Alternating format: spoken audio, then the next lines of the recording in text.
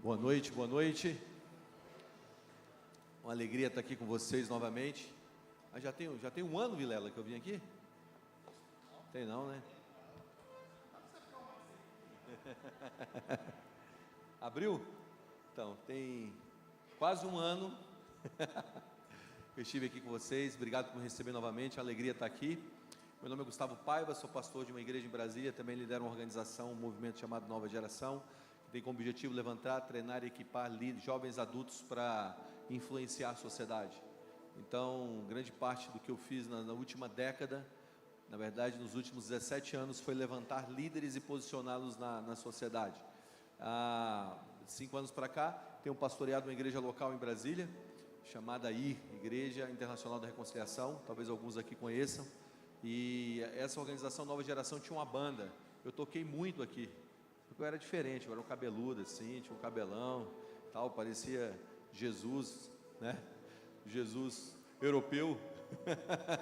E alguns me conhecem dessa época. Então voltei a ser pastor de uma igreja local, tenho feito isso nos últimos anos. E para mim é um prazer estar aqui com vocês novamente. Obrigado por me receber. Obrigado, Vilela, Josi. Vocês têm pastores incríveis. Vamos dar um aplauso ao Senhor pela vida dos pastores de vocês. Amigos, pessoas que têm feito um bem para a nação. E estou aqui com meu amigo também, meu irmão Lucas Tel, pastor daqui também em Goiânia. Estou com o Rubem. Você falou qual é o nome dele que você tinha falado? Juan. Em francês, Rubem é Juan.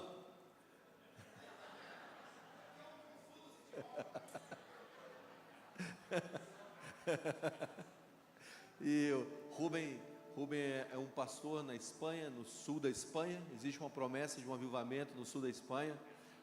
A gente estava conversando ali, a gente estava falando que apenas 2% de evangélicos na Espanha. Apenas 2%.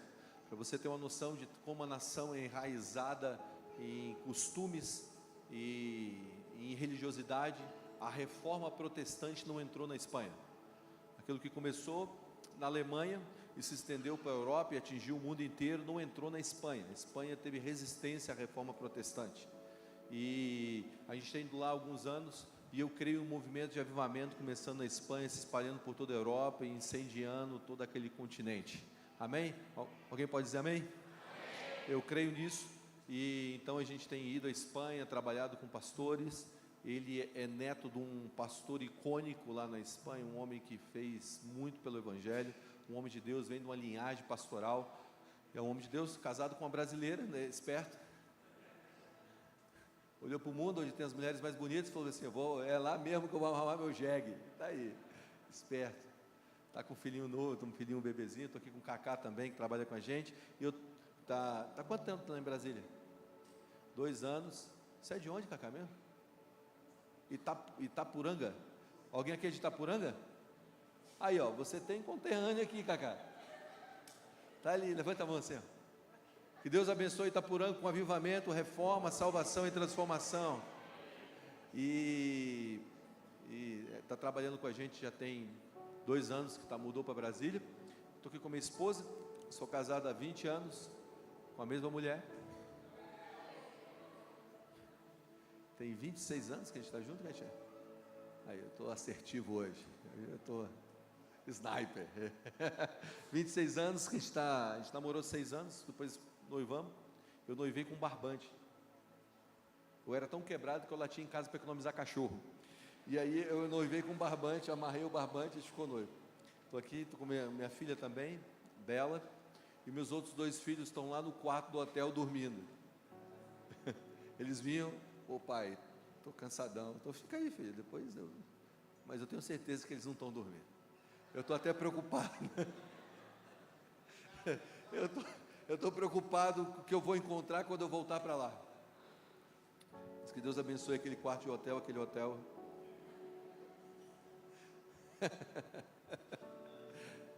Eu não vou contar as histórias. A Mara está aqui. Se a Mara não estivesse aqui, eu contaria todas as histórias deles. Mas mãe é mãe, né? Amém. Pega a tua Bíblia aí, abre comigo Mateus capítulo 25. Vocês estão aí numa temporada de jejum de primícias, e eu quero falar um pouco sobre isso. E eu estou aqui também com o meu, já falei de tudo, né? Falei não, né? Do meu amigo ex-gordinho. Eu vou chamando, eu vou falando, eu vou chamando, pode deixar. Lucas Tel, pastor aqui também em Brasília, ó. Eu estou em Goiânia. Lucas é um irmão para mim. Acho que a gente se fala quase todos os dias. Muitas vezes ele me liga e para falar nada. Oi?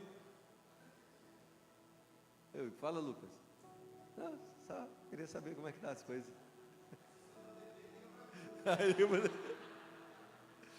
Vou dizer para você, eu vou falar bem assim com todas as palavras. Eu estava conversando isso com a Mara. Todo mundo precisa de um amigo igual o Lucas. É aquele cara que enche a sala, que alegra todo mundo, um cara com coração extremamente generoso. Todo mundo precisa de um amigo igual o Lucas. Hoje não é o dia do amigo, mas eu oro para que Deus te dê amigos assim. Ele é fera, ele, o irmão dele, a família dele. E por toda a minha vida, eu sempre tive amigos desse jeito, assim, alegres, sabe? E eu amo a vida do Lucas. E vocês aqui em Goiânia, vocês são privilegiados, tem muita gente boa aqui. Mas abre comigo Mateus capítulo 25, versículo 14. Quero ler uma parábola, a parábola dos 3 servos. Alguém já deve ter lido essa parábola aqui nesses dias, se não leu. Mas quando a gente fala de dons, de primícias, a gente fala um pouco sobre isso, de início de ano. Diz assim: o reino dos céus também pode ser ilustrado como a história de um homem que estava para fazer uma longa viagem. Ele reuniu os seus servos e lhes confiou o seu dinheiro, dividindo de uma maneira proporcional à capacidade de cada um deles. Proporcional à capacidade de cada um deles. Grava isso. Proporcional à capacidade de cada um deles. Ao primeiro entregou 5 talentos, ao segundo 2 talentos e ao último 1 talento. Então foi viajar. O servo que recebeu 5 talentos começou a investir o dinheiro, ganhou outros 5.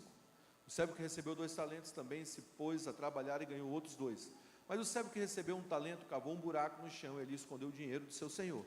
Depois de muito tempo, o senhor voltou de viagem e o chamou para prestar conta do que de como eles haviam usado o dinheiro.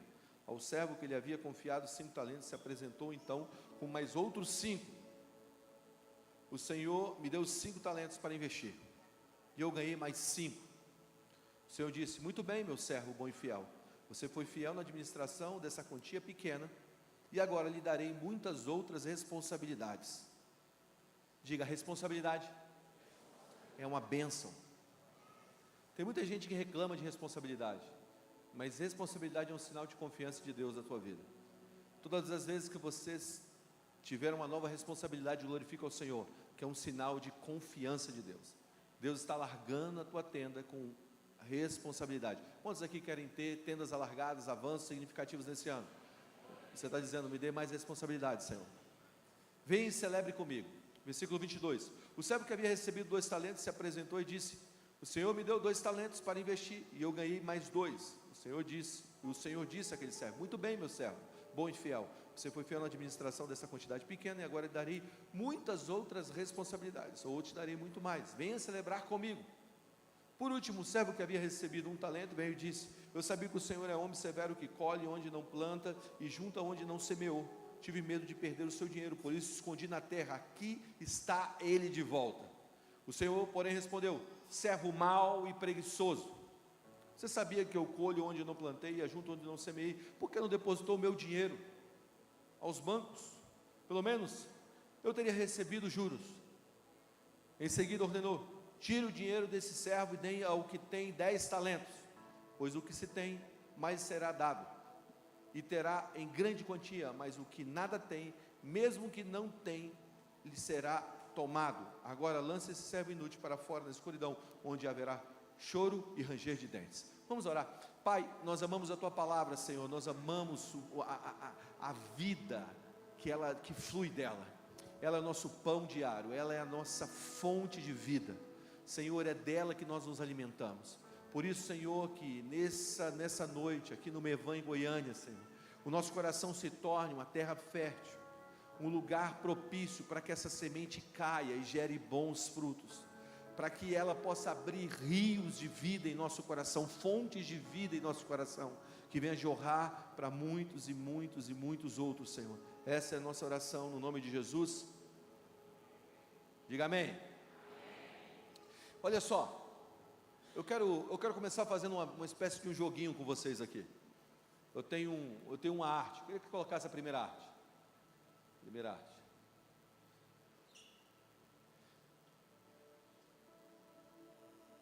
A próxima. Alguém sabe quem é essa criança? Olha de verdade. Quem? Bota aí. Vou ver. É o Lucas. Bota aí. Pelé. Acho que eu queria ler só um pouquinho do currículo do Pelé. Muitas vezes a gente olha para uma criança, né? E depois a gente aparece outro ali, mas a gente não sabe o currículo do tamanho desse homem. Pelé, o maior jogador de futebol da história. 1958, 62, 70, tricampeão mundial. Com 18 anos ele teve seu primeiro título mundial. Pelo Santos, campeão mundial em 62 e 63, Taça Libertadores de 62 e 63, Recopa Sul-Americana de 1968, Recopa Mundial de 1968, Campeonato Brasileiro de 61, 62, 63, 64, 65, 68, Torneio Rio-São Paulo, que naquela época tinha o Torneio Rio-São Paulo, 59, 63, 64 e 66, Campeonato Paulista 58, 60, 61, 62, 64, 65, 67, 68, 69 e 1970. Pelo Cosmo, ele foi campeão da American Soccer League de 1977. Algumas estatísticas. Pelé fez 1.282 gols. Pelo Santos, jogos pelo Santos, 1.116. 1.091 gols ele fez só pelo Santos. E esse cara realmente foi assim, acima da média. Deixa eu te... Calma aí, que eu botei meu esboço no lugar aqui que eu estou aprendendo aqui, calma aí. Aqui, pronto.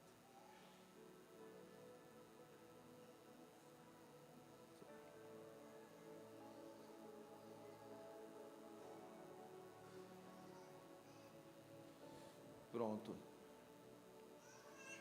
Só um minutinho, gente.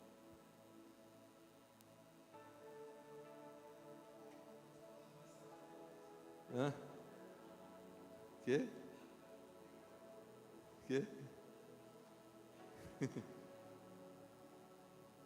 Só um pouquinho. Tá me mandando mensagem, Lucas? O que foi, Lucas? Só um pouquinho, gente. Que minha mensagem sumiu. Pronto. Mandei de volta. Alguém aqui já viu falar de Valdemar de Brito? Valdemar de Brito. Quantos aqui já ouviram falar de Pelé? Quantos aqui já ouviram falar de Valdemar de Brito? Em 1954, Valdemar de Brito foi o homem que achou Pelé no Bauru Esporte Clube. Foi o cara que achou um talento, que viu um talento em uma criança. Sabe, muitas vezes nós conseguimos ver o potencial de uma pessoa quando ele é despertado.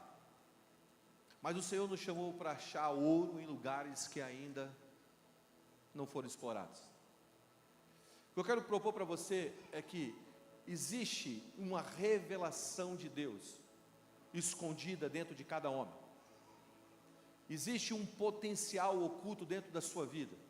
Existe um potencial na vida de cada um que está sentado aqui, de cada homem que nasceu. Sabe, Deus te deu um propósito, e dentro desse propósito existe um potencial. Potencial carrega o poder, mas se ele não for desenvolvido, ele nunca, ou nós nunca viveremos aquilo que nós chamamos de avivamento. Eu tenho entendido que o nosso propósito, Deus tem um propósito para cada ser humano. Para cada um de vocês, Deus tem um propósito. Dentro desse propósito existe um potencial. E o revelar desse potencial coloca em avivamento a nossa vida e a vida de todos que estão ao nosso redor. É muito fácil nós contarmos os números do Pelé agora, falarmos da grandeza desse jogador, mas foi Valdemar de Brito que conseguiu ver um potencial em uma criança. Deus colocou um potencial dentro de nós, e Deus está levantando outros homens, Deus está levantando líderes, Deus está levantando pastores, Deus está levantando pessoas que estão ao seu redor, para despertar em você o teu potencial, a partir do teu chamado ou do teu propósito. Sabe, o ano de 2025 não vai ser um ano apenas de potencial, vai ser um ano de despertar o potencial. Dr. Miles Monroe, um homem que foi uma voz para o mundo, ele disse o seguinte uma vez: o lugar que tem mais potencial na terra é o cemitério. Livros que nunca foram escritos, canções que nunca foram compostas, sonhos que nunca foram vividos, ministérios que nunca foram edificados, são apenas potenciais não realizados. O lugar que tem mais potencial no mundo é no cemitério. Pessoas que sonharam e nunca viveram seus sonhos, pessoas que tinham livros dentro dela e nunca colocaram para fora, pessoas que tinham chamado e nunca pisaram para fora do barco para viver o seu chamado, pessoas que tinham a habilidade de discipular outras, mas nunca discipularam. O medo foi o guia. O medo é a fé no Deus errado. Muitas vezes, quando nós estamos com medo, nós estamos depositando a nossa fé numa estrutura, numa forma de pensamento e até num Deus errado, que tem encolhido o nosso potencial. Nós não podemos diminuir a nossa vida para acalmar os nossos medos. Deus quer levantar a nossa vida, Deus quer te levantar nesse ano de 2025 para viver uma explosão dos céus, a partir de quem Deus determinou que você é, e para onde, ou para um lugar que Ele quer que você faça. Agora deixa eu dizer alguma coisa para você. Já ouviu dizer assim, já ouviu alguma pessoa falar para outra: cara, você tem muito potencial. Cara, você tem muito potencial. Cara, você tem muito potencial. Eu me lembro que eu cresci numa quadra que tinha um menino chamado Hamilton. Eu nunca vi um canhotinho, eu nunca vi ninguém jogar bola com aquele menino. Era um menino cheio de potencial. Foi para o Bahia, na verdade foi para o Max Subara, do Max Subara foi para o Bahia e nunca virou um jogador. Por quê? Porque potencial não é elogio. Ter um grande potencial significa que você nunca fez nada. Ter um grande potencial, você ouvir: ah, você tem um grande potencial, significa que você ainda não fez nada. O que significa isso? Você tem muita energia acumulada. Potencial é como uma inscrição na academia. Você se inscreveu na academia, mas você nunca começou. Você tem o potencial de ser um atleta, você tem o potencial de ter um corpo bom, você tem o potencial de ter saúde, mas potencial não é um elogio. Na verdade, potencial significa que existe algo divino dentro de você, mas precisa se tornar realidade fora de você. Então não adianta nós carregarmos palavras, sermos cheios de palavras e não depositarmos essas palavras em um lugar. E dependendo da fase da vida, você ouvir que você tem um potencial, isso não é elogio, é uma ofensa. Se você chegar para um jogador de futebol com 30 anos e falar assim: cara, você tem um potencial, não é elogio, é uma ofensa. Você está ofendendo a pessoa. Vocês estão aí? Então entenda isso. Tudo tem que dar o seu fruto na estação própria, na estação certa, porque senão perde a beleza natural do fluxo das coisas. Tem muita gente que está aqui, sentada aqui hoje, que precisa começar a desenvolver e a botar o pé para fora do barco e começar a ver o fruto, ou a semente, ou o crescer do que Deus te designou para fazer nesse ano. Você não pode apenas fazer uma lista de coisas, você precisa se lançar nelas. A única moeda que o reino respeita é a fé, e a fé sem obras ela é morta. Então, Deus te chamou para você florescer, Deus te chamou para você colocar esse potencial para fora. Deus não te chamou para você ser apenas uma promessa de algo, para você ser apenas uma imagem de algo que vai acontecer. Não. Deus te chamou para você ser uma realidade. É tempo de nós darmos visibilidade às palavras ou o potencial que Deus colocou dentro de nós. Você está sentado numa cadeira que é a fé de alguém. Eu estou com o microfone na mão que é a fé de alguém. Eu estou num prédio que é a fé de alguém, ou de um povo. Nós precisamos dar visibilidade ao reino. trazer visibilidade. Eu não sei se eu disse isso aqui a última vez que eu vim, mas nós tratamos as coisas espirituais ou o potencial que Deus colocou dentro de nós como algo muito etéreo, não palpável. Mas o reino de Deus, ele é muito mais real do que tudo que você está vendo. Na verdade, tudo foi feito, tudo que é visível veio do invisível. Amém?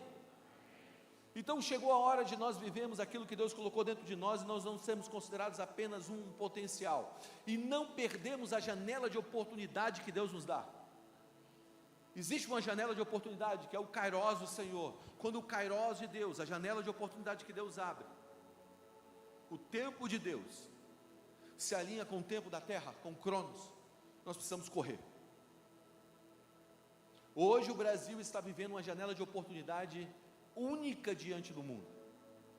Deus abriu uma janela de oportunidade, mas nós não podemos chegarmos daqui a 5, 6, 10, 2 décadas, ou 20 anos, ou 30 anos, ou 40 anos, e dizemos assim, olharmos para trás e falarmos: o Brasil tinha um potencial de evangelizar as nações. O Brasil tinha um potencial de se tornar a nação do avivamento. O Brasil tinha um potencial de entrar numa reforma. O Brasil tinha um potencial de levantar políticos para a transformação do Brasil. O Brasil tinha um potencial de levantar recursos, de ter uma economia forte. O Brasil, não. Nós não deixaremos para os nossos filhos e netos uma nação pior. Para que isso aconteça, nós precisamos sermos proativos em nosso potencial. E qual seria a estação própria de Deus? Qual seria a estação de Deus para algo florescer? Não é a idade que determina, não é a capacidade pessoal que determina, não é a fase que determina a estação, mas sim a fidelidade à palavra. A estação certa de Deus, ela se revela na fidelidade. Diga fidelidade.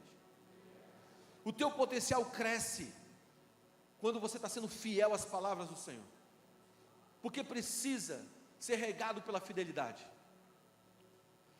Porque isso cresce em nós antes de se revelar através de nós. 2024 foi o ano mais difícil da minha vida. 2024, meu pai faleceu no dia 31 de julho. E eu andei uma jornada com o Senhor que eu nunca tinha andado. Realmente eu posso dizer, Deus é Deus dos montes e Deus dos vales. Eu aprendi a adorar Deus além de sentimento. Eu aprendi que é uma vida de adoração. Ela não se estabelece quando eu sinto as coisas. Simplesmente é um movimento do Espírito dentro de nós. E uma coisa que Deus me ensinou em 2024 é que Ele não me chamou para ser rápido, Deus não me chamou para ser forte, Deus me chamou para ser fiel. Fiel. Fiel no pouco, fiel no muito, fiel no monte, fiel no vale, fiel com lágrimas, fiel com sorriso, fiel com amigos, fiel sem amigos, fiel na noite. Uma coisa que Deus me ensinou é que as noites são o início de uma nova estação. Isso parece contraintuitivo, mas o dia de Israel não começa no nascer do sol, o dia de Israel começa no pôr do sol. Então quando o sol se põe, um novo dia começa. Quando a nossa capacidade de parar de enxergar, quando a escuridão chega, você não consegue enxergar, é que um novo dia está começando. Um novo dia começou para mim, quando meu pai se foi. Eu sei que parece contraintuitivo, mas quando o sol se põe, um novo dia nasce. Vocês estão comigo? E talvez seja por isso que Jesus pegou 12 homens que aparentemente não tinham grandeza, potencial, e viu neles algo que ninguém viu. Jesus não escolheu as pessoas mais capacitadas. Jesus conseguiu enxergar potencial e conseguiu enxergar grandeza em homens que não tinham nenhum tipo de grandeza, aparentemente. O Senhor então planta talentos nesses servos. Escuta o que eu vou te dizer. Olha para mim. Isso aqui é muito louco. Porque Jesus não pegou homens da Grécia, Jesus não pegou homens de Roma, de grandes cidades estabelecidas, onde havia estrutura de pensamento e poder e de conhecimento e um fluxo grande. Jesus pegou homens da Galileia. Você sabe qual era a maior conquista de um homem da Galileia? A maior conquista de um homem da Galileia, provavelmente, era se tornar um pescador, dono de um barco de pesca, ou de uma empresa de pesca. A maior conquista de um homem da Galileia era se tornar um empresário da pesca. Jesus chama esses homens, e Jesus envia esses homens, e esses homens voltam, e a conversa que esses homens têm na volta surpreende a todos, porque esses homens voltam dizendo sobre grandeza e falando sobre grandeza, e a grandeza era: quem vai se sentar do lado da direita e da esquerda de Jesus no seu reino? De onde veio esse sentimento de grandeza? Eu sei que muitas vezes parece equivocado conversar sobre grandeza dessa forma, de pensar que grandeza de sentar à direita ou à esquerda é uma conversa meio boba, né? É uma conversa não certa. Mas é engraçado porque Jesus não esvazia grandeza, Jesus redefine grandeza. Jesus fala: olha, o maior no reino é aquele que serve.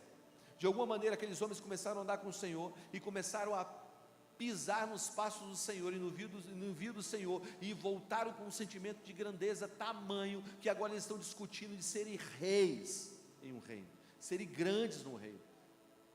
Voltando a repetir, aqueles homens eram apenas pescadores. O que fez aqueles homens pensarem grande? O que despertou o potencial naqueles homens? Andar com alguém grande.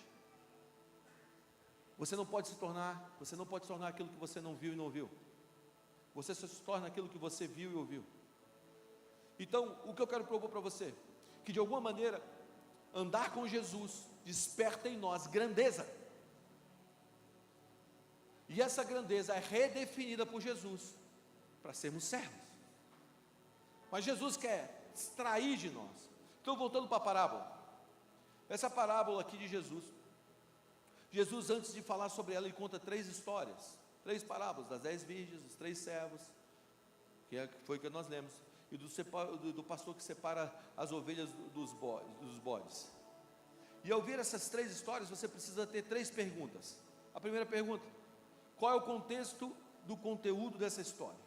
Quem são os personagens dessa história? E quem sou eu nessa história? Qual o contexto dessa história? O contexto dessa história é que o mestre saiu para uma viagem distante e foi preparar um lugar, ou melhor, foi viajar. E ele confiou aos seus servos talentos. Se você ler João capítulo 14, versículo 1, você vai ver que Jesus foi para um lugar. Não se turbe o vosso coração, credes em Deus também em mim. Na casa do meu pai há muitas moradas. Eu vou, se não fosse assim eu não teria dito, eu vou preparar lugar e vou voltar. Então, o contexto dessa história, se a gente fosse colocar dentro da história, vai mostrar que existe um Senhor que foi para um lugar e deixou os seus servos. Quem são os personagens dessa história? Os servos, a quem ele confia os seus talentos. Quem são esses? Diga: nós. Agora, existe uma terceira pergunta: quem sou eu nessa história? Quem sou eu nessa história? As 2 primeiras perguntas não dependem de nós, depende dele. Mas a terceira depende de nós. Quem sou eu nessa história? Nós temos a opção de sermos aqueles que recebem, somos fiéis e multiplicamos, e nós temos a opção de sermos aqueles que cavam um buraco e esconde o talento. Nós temos uma opção. Se a resposta sua nessa noite é ser servo bom e fiel, quantos aqui querem ser servos bons e fiéis esse ano? Você precisa aplicar um princípio, um único princípio que vai te gerar a vida do servo bom e fiel. Só um. Se você cumprir esse princípio, o resto desata. Um princípio. Querem saber qual é?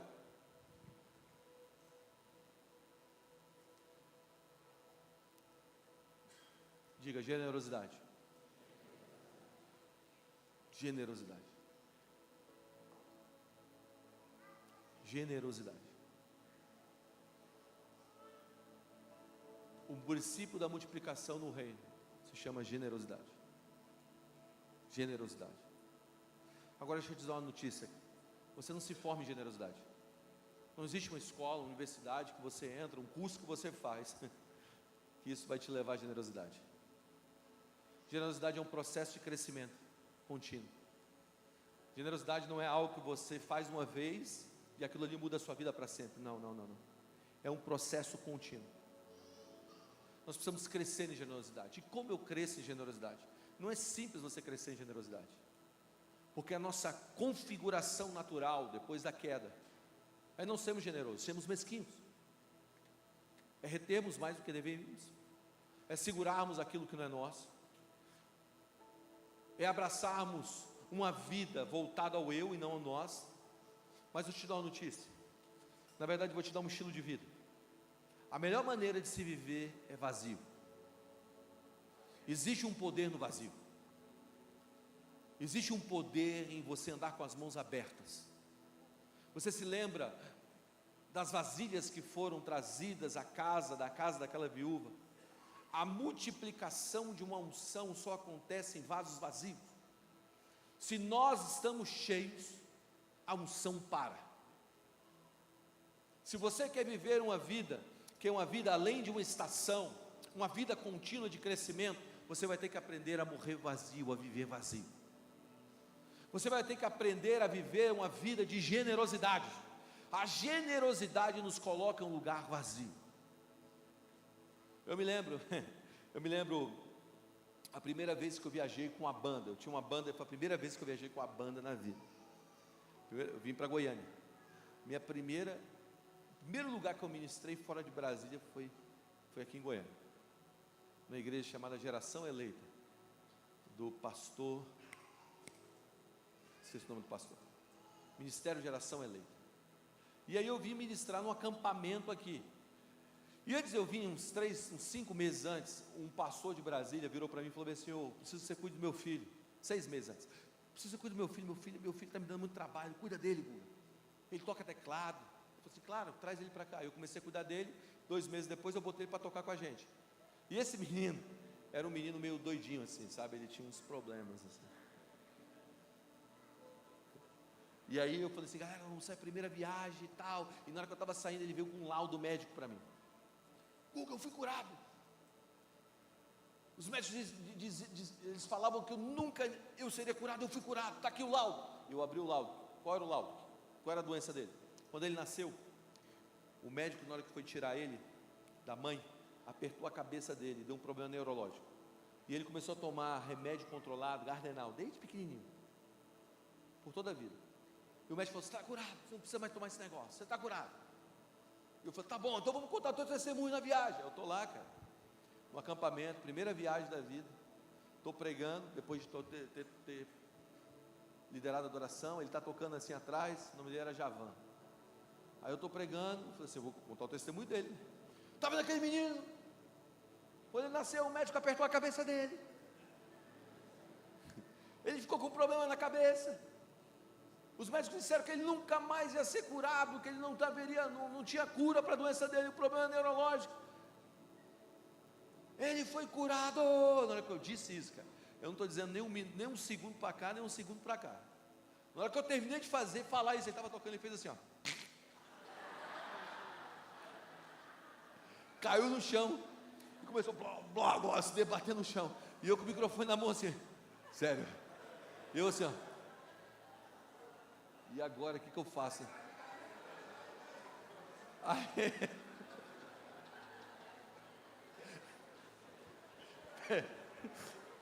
e ele caído lá se debatendo no chão. Eu falei: "E agora, o que eu faço, velho?"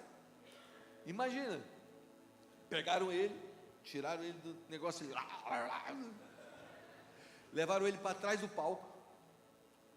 Não tinha forro, era acampamento de igreja, não tinha forro. E começaram: "Sai, demônio!" Aí eu pensando: agora eu trouxe um endemoniado para tocar comigo.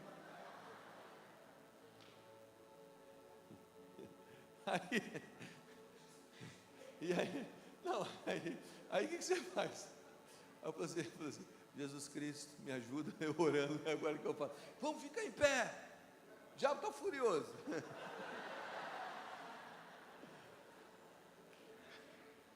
Eu vou te falar, eu não sei nem como é que acabou aquele dia, de verdade, eu não sei o que aconteceu depois. Eu tenho uma amnésia desse dia, eu só lembro desse lugar, daqui para frente eu não lembro. Mas deixa eu te contar o que aconteceu. O médico realmente tinha falado que ele tinha sido curado, e realmente ele foi curado. Só que o médico falou: "Olha, você tem que parar de tomar esse remédio de uma maneira progressiva. Você tem que ir desmamando, senão você vai ter uma abstinência." E foi o que aconteceu com ele. Ele parou da noite por dia e aí acabou com a minha mensagem, com a minha vida. Mas eu me lembro que no final daquele culto, não, vou dizer só essa. No final daquele culto me deram a primeira oferta da minha vida, R$200. Foi 200 ou foi 300 reais? A primeira oferta que eu recebi na minha vida, 200 ou 300 reais. E eu me lembro que eu peguei aquela oferta, fui para o quarto, ainda me deram a oferta. E o Senhor falou assim para mim: hoje começa a sua jornada. Eu: que jornada, Deus? A jornada para viver o princípio, de não deixar o seu coração se perder com aquilo que eu tenho contigo. 200 reais. E eu me lembrei de Lucas capítulo 16. Quem é fiel no pouco, também é fiel no muito. Quem é infiel, quem é desonesto no pouco, também é desonesto no mundo. Se você não se tornar digno de confiança em lidar com as riquezas desse mundo, quem te confiará o verdadeiro tesouro? Naquele dia eu aprendi. Deus começou a me jogar numa jornada chamada Jornada da Generosidade, com 200 reais. Primeiro culto, primeira oferta da minha vida depois de um trauma público.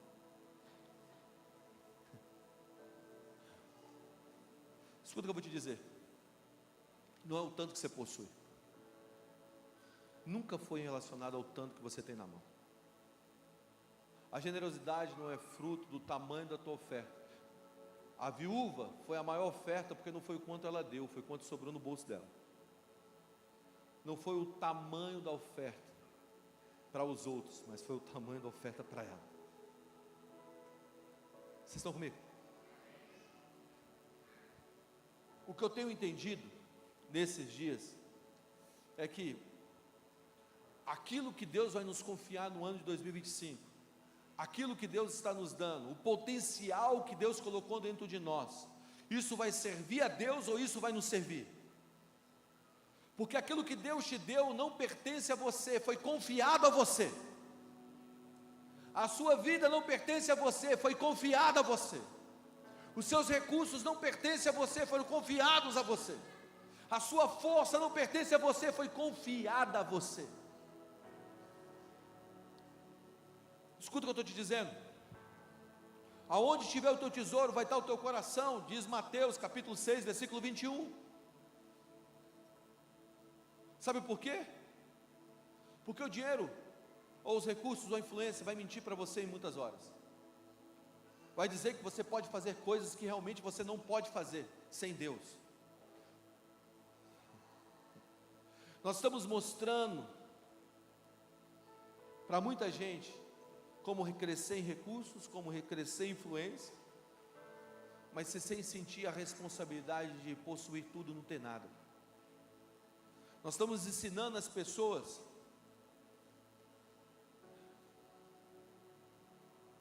a viver uma vida de influência, a crescerem, mas sem o sentimento da generosidade, sem viver nesse lugar. Escuta o que eu vou te dizer. Eu me lembro a primeira vez, uma das primeiras vezes que eu fui nos Estados Unidos, eu fui para uma viagem a convite de um amigo. Eu fui para Nova York, eu desci para visitar 2 igrejas na Califórnia. E a primeira igreja que eu fui foi uma igreja de estrutura, cara, uma estrutura fenomenal.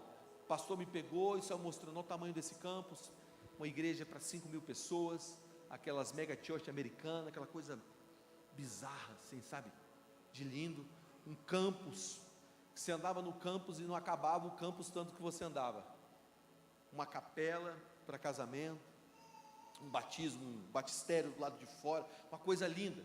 E quando eu estava andando naquele lugar, ele começou a me falar: olha, isso aqui custou tantos milhões de dólares, isso aqui foi levantado com o recurso de um milionário que deu isso aqui para a gente. Esse espaço aqui se chama aprisco, é um lugar de discipulado de pessoas. Cara, eu comecei a ver tudo aquilo, eu falei assim: cara, que loucura, isso está me inspirando.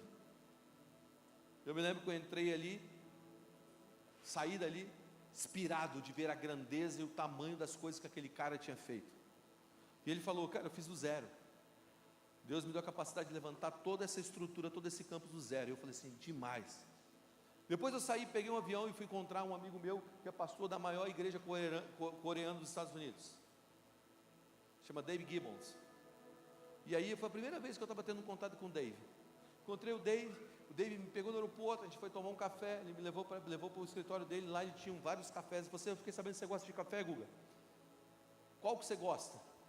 Mais cítrico, mais doce? Eu não gosto mais doce e tal. Ele pegou e botou ali no moedor de café e começou a rodar um negocinho para moer o café. Ele perguntou, e aí, como é que está a igreja? Eu falei assim, cara, a gente está dentro de um colégio. Quantas pessoas tem lá? Aí eu disse, umas 200, 150. Ele, uau, glória a Deus. E como é que você vê o futuro? Eu falei assim, olha, eu estou meio que tentando sobreviver, Dave, esses dias. Mas eu tenho esperança que Deus vai me usar.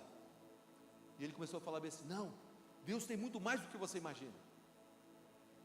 Me conta os seus sonhos então, senta aqui na mesa, me conta os seus sonhos. E aí eu comecei a falar sobre os sonhos, sobre o futuro.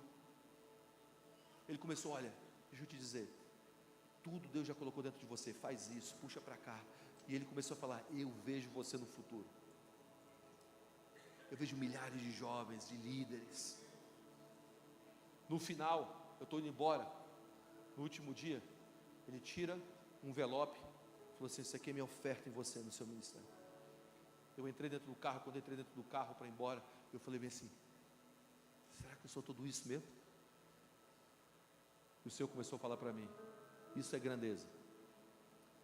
No primeiro lugar, Guga, você viu algo grande que te inspirou, mas no segundo lugar, alguém te fez se sentir grande. Alguém foi generoso com você. Sabe, grandeza, liderança não é o tamanho das coisas que eu faço, mas o tamanho da capacidade que eu faço as pessoas ao meu redor se sentirem grandes. Liderança, escuta o que eu estou te falando, despertar potencial nas pessoas, não é mostrar o tamanho do meu império, da minha influência, dos meus seguidores.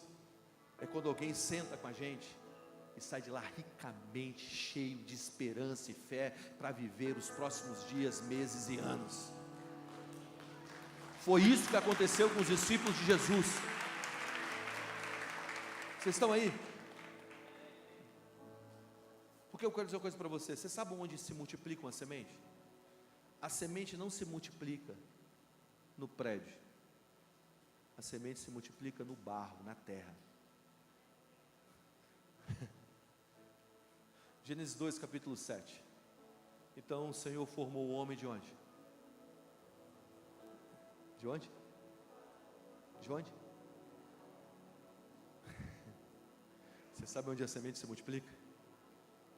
Na terra. Deus não te fez de ouro. O material da tua formação não foi pedra preciosa. Você acha que Deus estava com escassez de pedra preciosa lá no céu? Você acha que Deus estava com escassez de pedra preciosa lá no Éden? Não, Deus não pegou ouro, Deus não pegou prata, Deus não pegou nenhum utensílio. Na verdade, Deus não pegou nada a não ser barro. Na verdade, Deus abaixou no lugar mais baixo. Sabe o que é terra? Lugar mais baixo, onde suja. Deus não teve medo de se sujar. Você acha que Deus tem medo de se sujar com a nossa bagunça? Você acha que Deus tem medo de se sujar com a nossa história, com a sua história, com o teu passado, com a tua vida? Não, Deus é generoso. Ele fez cada um de nós do material que é capaz de multiplicar sementes. Eu não quero ter uma igreja grande, eu quero ter pessoas grandes. Eu estou sendo bem sério com você. Eu não estou tentando fazer uma igreja gigante, eu estou tentando fazer pessoas grandes. Pessoas que chegam nos lugares, elas são grandes. Sabe por quê? Porque o único lugar que uma semente multiplica é na terra.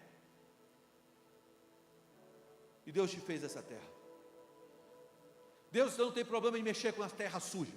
Deus não tem problema de entrar na tua bagunça. Deus é generoso.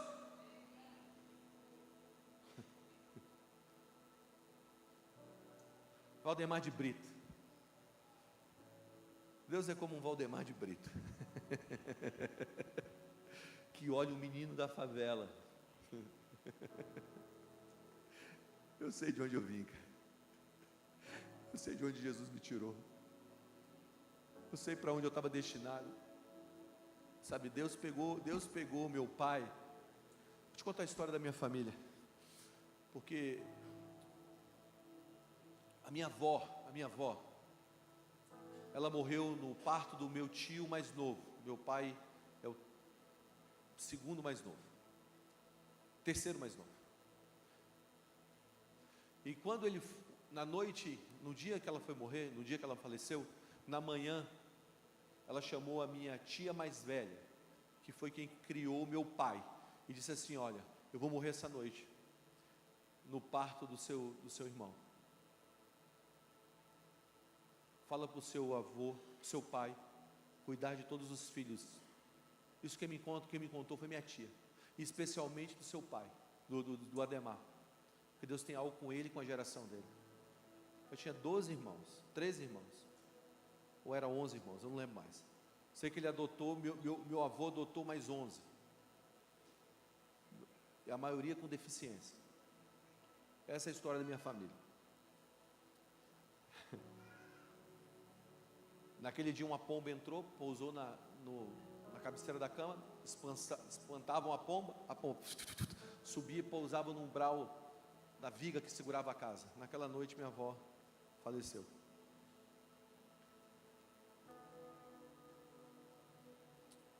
Passados-se os anos, meu pai teve um encontro sobrenatural com Jesus, na sala da nossa casa, na 403 Norte, e logo depois, um fazendeiro bem sucedido perde tudo. Meu pai tinha 6 fazendas, bilionário, perdeu tudo. Mas ele encontrou algo que ele não encontraria no meio daquele tudo que ele tinha. Encontrou Jesus naquela noite. Deus nunca devolveu as fazendas para ele, mas Deus deu uma família para ele. Eu não estou dizendo que uma coisa compete com a outra, mas o que eu quero dizer, Deus plantou uma semente nele. E essa semente hoje está em mim, está na minha filha, que quer ir para a África,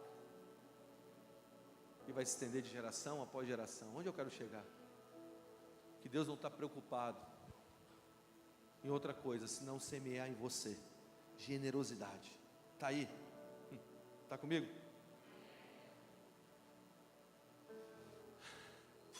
Alguém disse: se nós quisermos comer algo para um mês, plante um pé de alface. Se quisermos colher algo para 5 anos, plante um oliveira. Se quisermos que a próxima geração coma algo e a gente não coma, plante tâmaras. Mas se você quer colher algo para a eternidade, plante gente. Quero desafiar você em 2025 a ser um semeador em pessoas, a ser um plantador em pessoas. Sentar e falar: ei, me conta a sua história. Eu posso te ajudar você a chegar no seu destino. E eu não estou vendendo mentoria, não. Eu sou só generoso mesmo. Você está comigo? Eu quero te encorajar em 2025 você abrir um grupo pequeno. Eu quero encorajar você em 2025 a você plantar em projetos sociais. Eu quero encorajar você em 2025 a você plantar numa nação que você não quer nada em troca. Eu quero te encorajar você em 2025 você ser só o seguidor do homem de Nazaré. Você sabe quem é esse homem? É aquele que tira a capa e pega a toalha. Eu quero encorajar você em 2025, se despir dos seus títulos, do teu tamanho na internet, da tua glória. Talvez você tenha um alto cargo nessa cidade. Eu quero te encorajar a você tirar a capa e pegar a toalha, a você ser como Jesus na mesa da ceia, tirar a capa e pegar a toalha. Eu quero te convidar você em 2025 a ser generoso, para despertar o potencial nas pessoas. Naquele dia na Califórnia, um coreano, que tinha me visto 2 vezes na vida, ele fez algo por mim, algo que nenhum pastor tinha feito até então. Ele falou para um menino de uma igreja de 150 pessoas, dentro de uma escola, que eu não conseguia pagar aluguel em outro lugar. Hoje, pela misericórdia de Deus, estou só começando, tem 5 anos que eu estou pastoreando essa igreja. Hoje, pela misericórdia de Deus, nós somos milhares, uma das igrejas mais influentes da cidade e respeitadas no país. Mas alguém, um coreano, disse para mim: ei, você não está vendo o que eu estou vendo? Eu quero te encorajar, sabe, a você ser um semeador nesse ano, ser um homem generoso, plantar sementes de generosidade. Sabe, eu estava conversando a gente estava num jantar com os principais políticos lá na nossa cidade. Ele disse: o que você precisa de mim? Eu digo: nada, eu não vim aqui para pedir nada, eu vim aqui para colocar em você. Eu não quero nada, eu só vim aqui para te dizer: Deus tem um plano para você ser governador dessa cidade. Mas eu quero que você reine com coração de servo e sirva com coração de rei.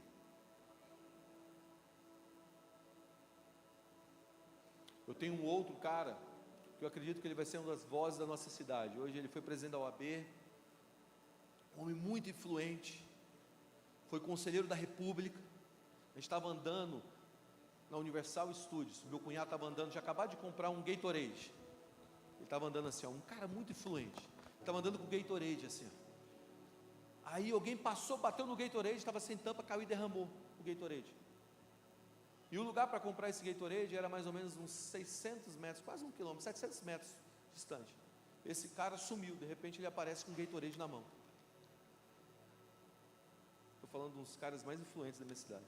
E virou para o meu cunhado e falou assim: está aqui esse Gatorade, é seu. Na hora que eu vi ele dando o Gatorade, o Senhor falou comigo: esse cara está pronto para governar. Você está comigo? Eu quero encerrar essa palavra hoje, sabe? Eu poderia pregar muitas coisas aqui hoje, mas eu senti no meu espírito, quando eu entrei aqui, vindo para cá, que a gente é um homem nós precisamos nos tornar o povo de maior generosidade na cidade. Quando lembrar de nós, lembrar dos homens generosos, homens que não extorquiram a cidade, não tiraram da cidade, mas homens que derramaram a vida pela cidade. Está vendo aquele homem? É um justo. Ele viveu e abençoou a cidade. Está vendo aquele homem? Ele viveu pela família dele. Está vendo aquele homem? Ele viveu pelos filhos dele. É isso que Deus quer fazer com você. Semear em terra. A gente tem que parar de fazer nossos púlpitos uma troca de influência, mas uma expressão de generosidade. Você está comigo? Generosos. Quantos aqui querem se tornar generosos? E eu digo para você, quando você for generoso, como Jesus foi, nós teremos discípulos de Jesus de verdade. Jesus pegou 12 homens que não eram nada, foi generoso com eles, depositou autoridade, poder e enviou, e terminou assim: vocês vão fazer obras maiores do que eu. Generoso. Se hoje você quer se tornar um homem generoso, quer viver em generosidade em 2025, isso aqui é uma aliança com Deus. Generosidade financeira, generosidade de tempo, generosidade de influência, generosidade, preocupar em ser um homem que dê a sua vida. Queria que você se colocasse em pé. Esse colocar em pé é um ato de generosidade com os céus.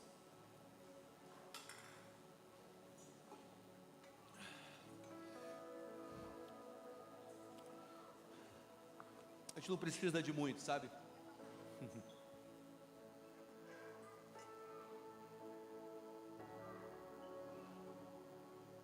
De graça recebemos, de graças damos, Senhor. Se você quer tirar a tua capa hoje, pegar a toalha, essa é a tua noite. O maior no reino é aquele que serve. Nós seremos os maiores dessa cidade, os maiores dessa nação. Por quê? Porque nós estaremos servindo com o coração de servo. Eu quero dizer a vocês nessa noite: o Senhor está vindo para levantar homens nessa hora, e para erguer esses homens, homens que não estão preocupados com lugar de influência, homens que estão preocupados em semear em terra.